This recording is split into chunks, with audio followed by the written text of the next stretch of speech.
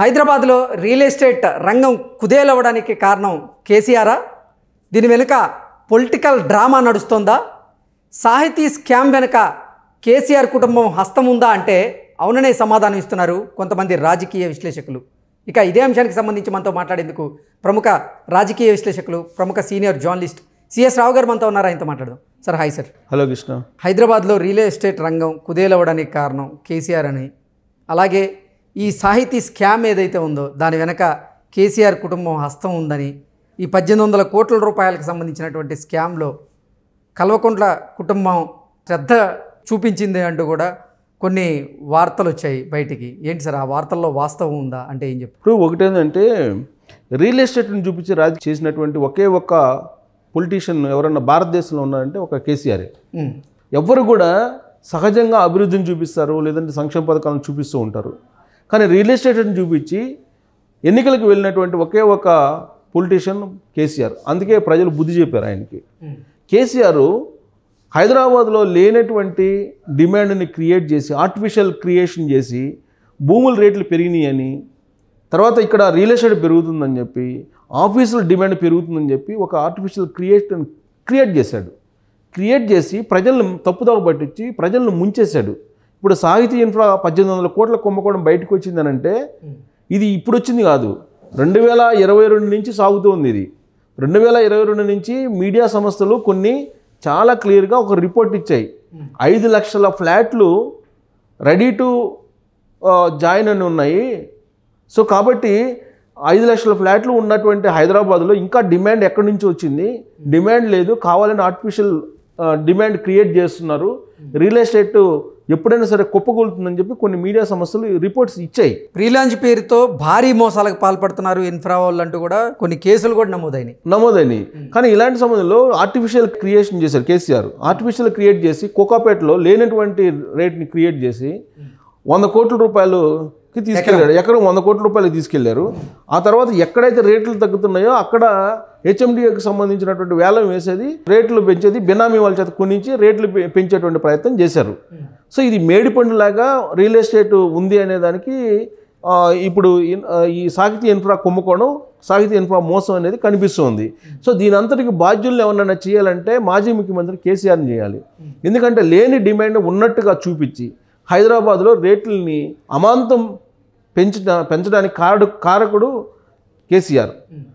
Plus ఇంకోటి ఏంటంటే ఇప్పుడు కల్వకుంట్ల ఫ్యామిలీ చేతుల్లో తెలంగాణలో ఉండేటువంటి అన్ని రంగాలు, ప్రధానమైనటువంటి రంగాలు, మీడియా రంగం 90% వాళ్ళ చేతుల్లో ఉంది. కల్వకుంట్ల ఫ్యామిలీ చేతుల్లో ఉంది. 90% వాళ్ళే ఉన్నాయి. బినామీల పేరు పైన కానీ లేదంటే వాళ్ళ ఆధీనంలో కానీ ఉన్నాయి. 90% మీడియా సంస్థ. ఆ తర్వాత మొన్నటి వరకు రాజకీయం మొత్తం కంప్లీట్గా వాళ్ళే నడిపారు. ఇక మెడికల్, ఆరోగ్య రంగం, మెడికల్ ఫీల్డ్ మొత్తం, ఫార్మా రంగం కానీ, మెడికల్ ఫీల్డ్ కానీ, హాస్పిటల్స్ కానీ మొత్తం వాళ్ళే ఉన్నాయి. ఇక రియల్ ఎస్టేట్కి వచ్చేటప్పటికి టాప్ 20 కంపెనీల్లో కల్వకుంట్ల ఫ్యామిలీ యొక్క ఇన్వాల్వ్మెంట్, కల్వకుంట్ల ఫ్యామిలీ యొక్క షేర్స్ ఉన్నాయనేది అప్పట్లో కాంగ్రెస్ పార్టీ చేసినటువంటి ఒక ఆరోపణ. సో టాప్ 20 కంపెనీల్లో పెట్టుబడులు ఉన్నాయి. దాంట్లో సాహితీ ఇన్ఫ్రా కూడా ఒకటి అనేది ఇప్పుడు వినిపిస్తుంది. సో అందుకే దీని మీద నిఖార్సుగా విచారణ జరపాలని ఇప్పుడు ఉన్నటువంటి రేవంత్ రెడ్డి ప్రభుత్వం నిర్ణయం తీసుకుంది.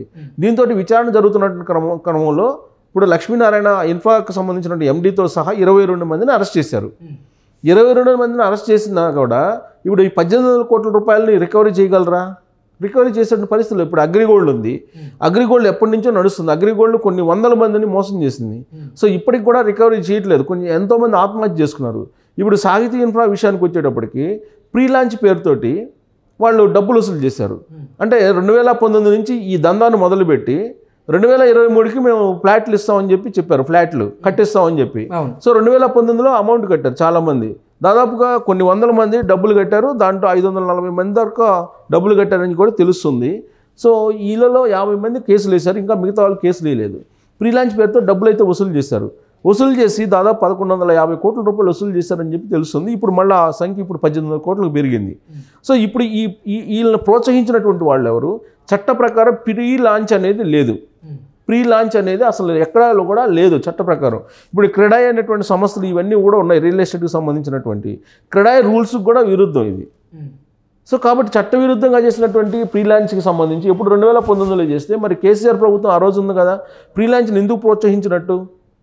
ఫ్రీలాన్స్ను ప్రోత్సహించి ఒక ఆర్టిఫిషియల్ క్రియేషన్ క్రియేట్ చేసి 5 లక్షల ఫ్లాట్లు ఇప్పుడు రెడీ టు జాయిన్ అని ఉంటే, కానీ వాళ్ళు డిమాండ్ క్రియేట్ చేసి అసలు హైదరాబాద్లో డిమాండ్ ఉంది, రియల్ ఎస్టేట్ పెరుగుతుందని చెప్పేసి ప్రతి సంవత్సరం కూడా 30% ఇంక్రీజ్ ఉంది, 20% ఇంక్రీజ్ ఉంది, ఇలా చెప్పేసి ప్రజల్ని మభ్యపెట్టి మోసం చేసినటువంటి లీడర్ ఎవరైనా ఉన్నారంటే మాజీ ముఖ్యమంత్రి కేసీఆర్.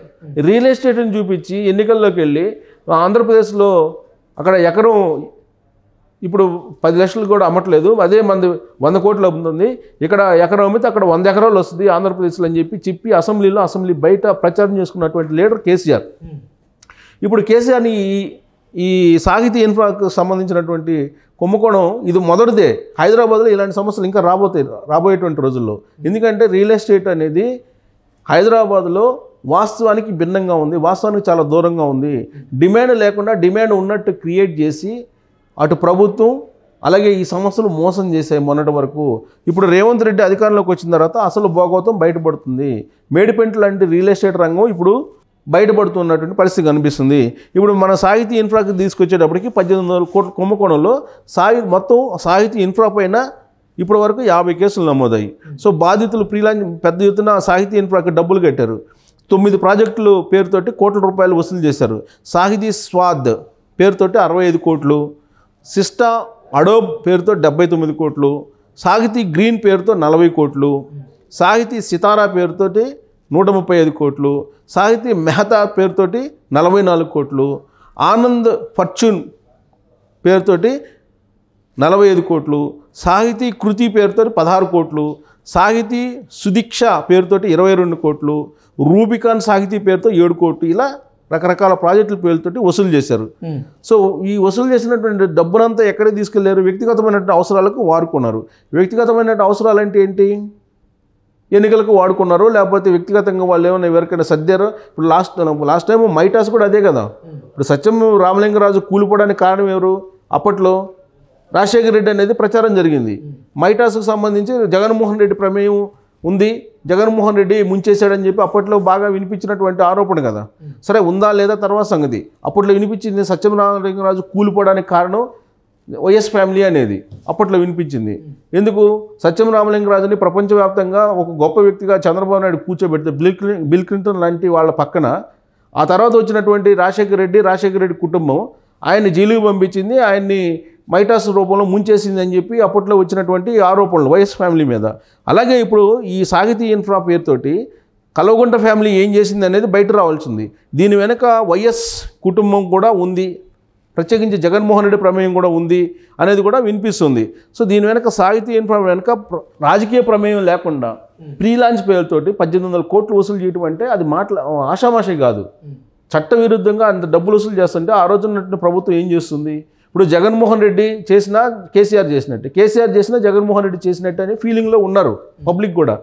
ప్లస్ హిందూ ప్రాజెక్ట్ ఉంది, హిందూ ప్రాజెక్టుకు సంబంధించి ఆల్రెడీ జగన్మోహన్ రెడ్డికి సంబంధించిన ప్రాజెక్ట్ అది ఏం చేసిందో అందరికీ తెలుసు జనాలకి. సో హైదరాబాద్లో అనేక చోట్ల ఇప్పటికి కూడా జగన్మోహన్ రెడ్డికి భూములు ఉన్నాయి. ప్లస్ అది కేసీఆర్ తోటి కల్వకుంట్ల ఫ్యామిలీతోటి కలిసి వ్యాపారాలు చేస్తున్నారనేది చాలా కాలంగా వినిపిస్తున్నటువంటి ఆరోపణలు. ఇప్పుడు సాహితీ ఇన్ఫ్రాకు సంబంధించి మొత్తం తవ్వితే కనుక అసలు ఎవరెవరు పొలిటీషియన్ ఉన్నారో దాన్ని బట్టి బయటకు వచ్చేటువంటి అవకాశం ఉంది. అందుకే ఇప్పుడు కొడాలి నాని రేవంత్ రెడ్డిని కలిసేందుకు అపాయింట్మెంట్ తీసుకున్నారా అని అంటే రేవంత్ రెడ్డి బ్లంట్గా రిజెక్ట్ చేసేసాడు అపాయింట్మెంట్. అంటే ఏంటి? ఏదో అప్లికేషన్ మీదనే రేవంత్ రెడ్డి కలవడానికి కొడాలి నాని అపాయింట్మెంట్ తీసుకున్నారు, జగన్మోహన్ రెడ్డి దోతగా కలవడానికి వస్తున్నారు. అంటే ఇది సాహితీ ఇన్ఫ్రాకి ఏమన్నా లింక్ ఉందా అనేటువంటి చర్చ జరుగుతుంది ఇప్పుడు.